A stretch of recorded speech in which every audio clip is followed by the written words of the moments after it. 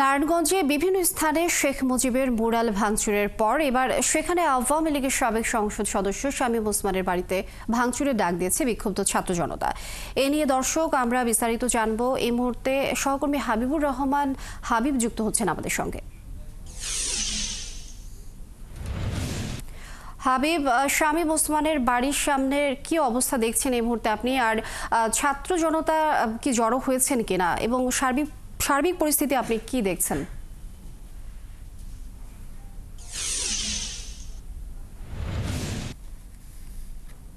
লিনিয়া, দুপুরের পর থেকে যখন নারায়ণগঞ্জের আদালত পাড়ায় পুলিশ এসপি অফিসের সামনে এবং জেলা প্রশাসকের কার্যালয়ের সামনের যে বঙ্গবন্ধু মুরাল ছিল এবং যে কর্নারগুলো ছিল সেগুলো ভাঙচুরের পর বিক্ষুব্ধ জনতা এবং বিএনপির পন্থী যে আইনজীবীরা ছিল এবং মহানগর আওয়ামী লীগের যে আহ্বায়ক এবং সদস্য সচিব, ওনারা আমাদেরকে জানিয়েছিলেন যে তারা সন্ধ্যা 6টায় একত্রিত হবেন নারায়ণগঞ্জের হুঁশিয়ারি সমিতি যে এলাকাটা আছে ওই জায়গায়। তারপরে তারা সেখান থেকে স্বৈরাচারের যে বাড়িতে বসে আসলে মূলত আওয়ামী লীগ গঠিত হয়েছিল এবং সেই বাইতুল আমান ভবন তারা ভাঙচুর করবেন, অনেকটা এমনটা আমাদেরকে জানিয়েছেন। এখন পর্যন্ত আমরা তাদেরকে দেখিনি যে তারা এখনো সেখানে আসতে, যদিও তারা হয়তো আরো পরে সেখানে আসবে, আমরা খবরাখবর রাখছি। তবে এর মধ্যে যে খবর আমরা জানতে পেরেছি সেটা হচ্ছে যে যদি বিক্ষুব্ধ জনতা সেই বাড়িটিকে ভেঙে দেয় তাহলে বিএনপি নেতৃবৃন্দ আমাদেরকে জানিয়েছেন তাহলে তাদের সমর্থন সেখানে থাকবে।